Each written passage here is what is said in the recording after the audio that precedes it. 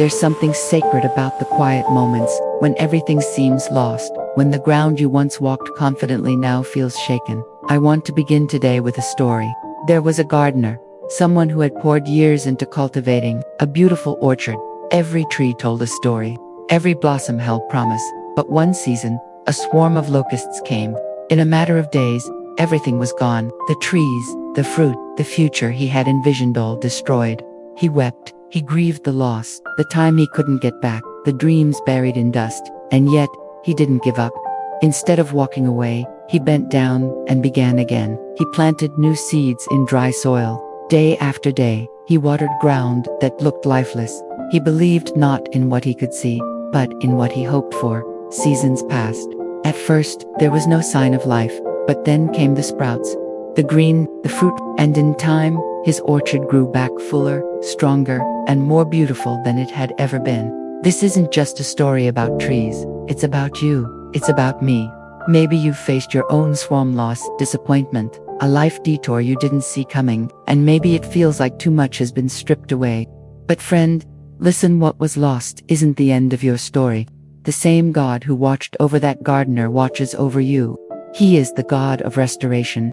If you're willing to trust again, to hope again, to plant again, you will see fruit you never imagined. This is not the end. It's the beginning of something deeper, richer, and stronger. We've all walked through seasons that left us feeling empty. Maybe for you, it was the loss of time you can't get back, or the health you once took for granted. Maybe it was a relationship that fell apart, or a financial blow that knocked the wind out of your plans. Sometimes, it's not just one thing, the weight of everything all at once. And in those moments, it's easy to wonder, God, do you see me? Are you still working? But I want to remind you of something powerful today. God is the God of restoration. He doesn't just repair, He rebuilds. He's not absent in your pain, He's active behind the scenes, even when it feels silent. Scripture is filled with His promises to restore what was lost. Joel 2:25 says, I will repay you for the years the locusts have eaten. That means no season is ever wasted in His hands. Romans 8:28 assures us that in all things God works for the good of those who love Him, even the hard things, the things we wish never happened. Job 42:10 tells us that God gave Job double for everything he lost. And Isaiah 61:7 declares that where there was shame, there will be a double portion of joy and honor. You may not see the outcome yet, but restoration is already in motion. Every tear you've cried, every night you've laid awake, wondering when it will get better, God has seen it all, and He's working, quietly, faithfully, lovingly. So take heart today. Your story isn't over. God is not done. What's ahead is greater than what you've lost, because His hands are building something new in your life, even now. Sometimes, surrender feels like the hardest thing to do, especially when we've been holding on so tightly. We want answers, resolution, relief. We want to understand why things happened the way they did. But in the quiet places of our hearts, we know that healing doesn't always start with control. It starts with trust. There's a moment when we realize we don't have the strength to carry it all. The grief, the questions, the setbacks, they become too heavy. And that's exactly where God meets us. Not in our perfection, but in our need. Not when we have it all together, but when we're ready to lay it all down. So what does surrender look like?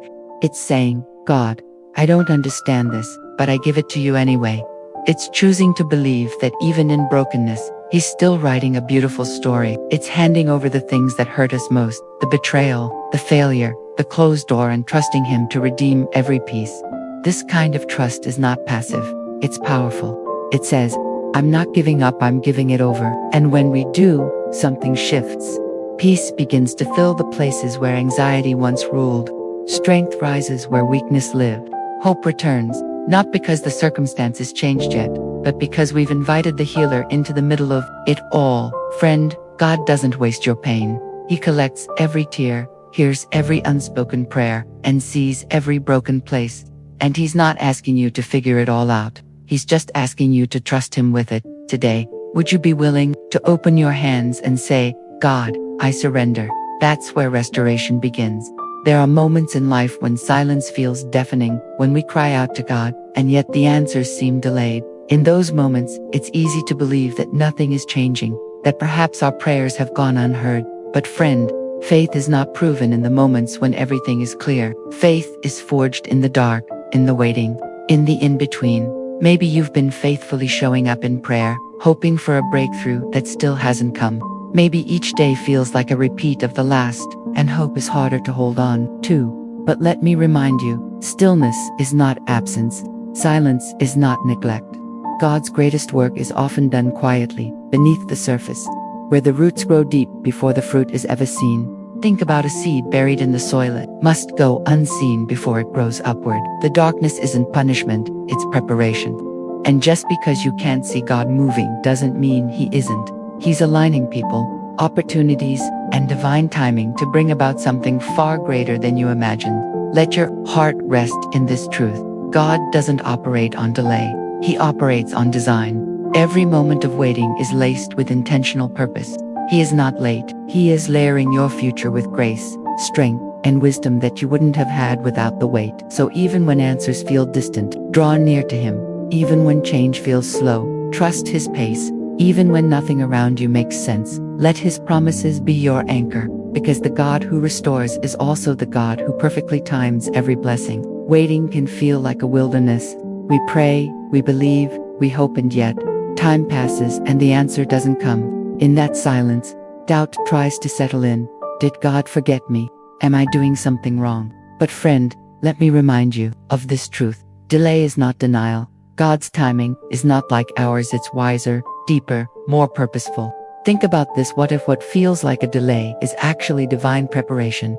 What if the very thing you're waiting for requires foundations you can't yet see? Just like a builder won't place the roof until the foundation is secure, God won't deliver the promise until your heart is ready to carry it. Sometimes we want to rush ahead, take matters into our own hands, force the outcome, but running ahead of God often leads to exhaustion and regret. Trusting His timing means letting go of the need to control and leaning into the truth that He sees the whole picture. Isaiah 42:31 says, "Those who wait on the Lord shall renew their strength." Waiting is not wasted time. It's the space where your character is formed, your roots grow deeper, and your faith is refined. If you're in a season of waiting right now, I want to speak this over you. You are not forgotten. You are not stuck. You are being prepared, and the God who sees your tomorrow is walking with you today. So breathe, rest, stay close to Him. Don't rush ahead. The breakthrough you're praying for may be closer than you think, and when it comes, it will be right on time. Restoration isn't always loud. Sometimes it begins in the quiet places, the hidden corners of your heart where no one else sees. Maybe you've smiled on the outside while hurting on the inside. Maybe you've carried wounds for so long that healing almost feels foreign. But here's the truth. God sees those places, and He's not afraid to meet you there. He doesn't just want to patch you up. He wants to make you whole. The kind of healing God brings isn't temporary. It's transformational. He doesn't skip over the brokenness. He steps right into it and begins to rebuild with grace, mercy, and compassion. Have you ever thought about what it would look like to truly be healed? Not just physically, but emotionally, spiritually, relationally. That's what God desires for you. He wants to restore what's been taken, whether it's peace in your mind, strength in your soul, or joy in your relationships. It begins with an invitation. God, here's my heart. The bruised parts, the confused parts, the parts I've tried to ignore. And as you open up, His Spirit begins to move. You may not see the change overnight, but brick by brick, He's rebuilding, layer by layer. He's redeeming what was lost. Let your scars tell a story not of defeat, but of deliverance. Let your pain become the platform for someone else's healing, because what God restores in you, He often uses to restore others too. Friend, healing isn't just possible, it's promised. So today, lean into it, receive it, believe that what was broken is already being made whole. Before we talk about joy in the waiting, let's pause here, because sometimes, even after we've surrendered our pain and welcomed God's healing, life still doesn't move forward the way we expect. We wonder, why isn't anything changing? Or God, haven't I already learned this lesson? And that's where a deeper kind of faith is born. It's the kind of faith that grows not in the miracle, but in the middle, the space between the prayer and the breakthrough, between the loss and the restoration, between what was broken and what's being rebuilt. God is not in a rush, and that can be hard for us to accept in a world that moves so fast. but there's a reason he slows us down. Waiting seasons are not wasted seasons. They are sacred ground, soil where endurance, character, and deeper trust take root. Have you ever watched how a tree grows after a storm? Its branches might look stripped, its bark bruised, but underneath, its roots grow deeper, stronger. That's what God does in us. He anchors us. He teaches us to hold on, even when the winds don't stop. He reminds us that faith is not built on how we feel, but on who He is. And in that place, right there, in the stretch between now and not yet, He whispers, I'm still here. So don't despise the waiting. Don't dismiss the slowness. Something holy is happening. You are becoming someone who can carry the promise, not just receive it. Someone who can reflect His glory, not just talk about it. The pause is not punishment. It's preparation. And that's the soil where gratitude and joy begin to grow. Gratitude in the waiting yet doesn't always come naturally. When prayers feel unanswered and progress feels slow, joy can seem just out of reach. But what if gratitude isn't about what changes around us, but what shifts within us? What if joy is found not after the breakthrough, but during the journey? Think about it. Some of the most powerful moments of peace don't come when everything's perfect, but when everything's uncertain, and yet we still choose to trust. That's where real joy begins. Not in the absence of struggle, but in the presence of God right in the middle of it. It takes courage to praise while you wait, to thank God before the blessing shows up, to say, Lord, I don't see it yet, but I believe you're still good. That kind of gratitude is defiant. It pushes back against fear, anxiety, and discouragement. It opens the door for hope to rise, even in the most difficult seasons. Maybe your circumstances haven't changed. Maybe the timeline hasn't sped up, but you're still here, still standing, still breathing. And that alone is a reason to give thanks, because it means God's not done.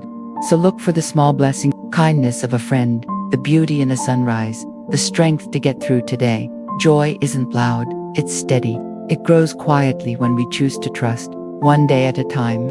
Today, let praise be your weapon. Let thanksgiving rise, not because life is easy, but because God is near. The waiting may be long, but it is never empty. It is full of grace, full of purpose and, yes, full of joy. There comes a moment when the waiting ends, and the door begins to open. Maybe it's not the door you expected, or the path you imagined, but it's God's invitation to move forward. The question is, will you have the courage to walk through it? Sometimes, after a long season of stillness, movement feels unfamiliar. We get used to hoping, to praying, to waiting. But when the answer finally shows up, we hesitate. What if I'm not ready? What if I fail? But friend, if God is the one opening the door, then He's already equipped you for what's on the other side. Opportunities from God don't always come with flashing lights or perfect timing. Often, they come quietly like a nudge in your spirit, a conversation you didn't expect, a door that creaks open just enough for you to peek through. That's when faith has to speak louder than fear. Proverbs 3-6 says, in all your ways acknowledge Him, and He will direct your paths. When you trust His direction, He will make the way clear even if the road ahead looks uncertain. So don't be afraid to take that first step. Don't wait until you feel 100% confident. Faith isn't about having all the answers, it's about trusting the one who does. God's opportunities are never random. They are appointed, prepared, tailored just for you. And when you walk in obedience, you'll find peace, purpose, and provision waiting on the other side. This is your moment. Don't shrink back. Step forward into the open door, knowing that if God called you to it, He'll be faithful to carry you through it. Some of the deepest wounds we carry come from words spoken in anger, trust broken, love withheld. And yet, God calls us to something higher, restoration, not just for their sake, but for ours, because bitterness may feel like protection, but in truth, it's a prison. Letting go of the past doesn't mean pretending it didn't hurt. It means choosing freedom over resentment. It means saying, this no longer controls me. Forgiveness isn't forgetting, it's releasing. And in that release, God begins to heal. Maybe there's someone in your life you've distanced yourself from, or maybe you've been carrying the weight of something that happened years ago. Whatever it is, today can be a turning point. Because restoration isn't just about the other person, it's about your heart being made whole again. God specializes in rebuilding broken things. He brings peace where there was conflict, understanding where there was confusion, and closeness where there was distance. But it starts with humility, with a soft heart, with the willingness to take a step, even if it's small. And let's not forget you, too, are worthy of grace. You don't have to be chained to past mistakes or regrets. God isn't holding your failures over you. He's inviting you to move forward. Every lesson, every scar, every story, it's all part of the testimony He's crafting in your life. So today, take a breath and ask, God, where do you want to bring healing? Then listen, be open. Let Him lead you into freedom, not just from others, but from the past that's been holding you back. Your future is too important to live one more day chained to yesterday. There's something powerful about hope, not just for today, but for what's ahead. When you've walked through loss, disappointment, and waiting, it can be hard to imagine that the best is yet to come. But with God, that's not just wishful thinking, it's a promise. Faith for the future doesn't mean ignoring the pain of the past. It means believing that what's coming is greater than what's been. It's trusting that the same God who brought you through yesterday is already in your tomorrow, preparing blessings you haven't even seen yet. Maybe you're at a crossroads right now. Maybe you're wondering what's next, or if anything good could possibly come out of where you've been. But let me remind you, God is a God of new beginnings. He doesn't just restore, He renews. He surprises us with goodness when we least expect it. Ephesians 3:20 tells us that God is able to do immeasurably more than all we ask or imagine. That means your future isn't limited by your past. It's shaped by His grace, His timing, and His incredible love for you. So today, speak life over your tomorrow. Dare to dream again. Lift your eyes off what didn't work out and fix them on the one who never fails. Let faith rise. Not because you see the full picture, but because you know who's painting it. Your best days aren't behind you, they're still ahead. And as you keep walking with God, every step becomes a part of a bigger story, one full of restoration, hope, and joy. The future is in His hands. And friend, that's the safest place it could ever be. God, we pause right now with hearts full of gratitude, not just for what you've done, but for who you are. You are the God who restores, who heals, who walks with us through every valley and leads us into new beginnings. Even when we didn't see it, you were working.